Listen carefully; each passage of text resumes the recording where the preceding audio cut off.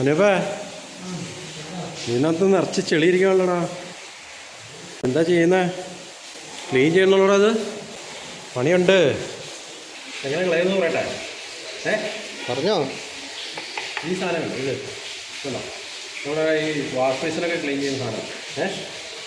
നിങ്ങളത് കുറച്ച് സോപ്പ് പൊടി അങ്ങോട്ട് തട്ടുക. കണ്ടോ കണ്ടോ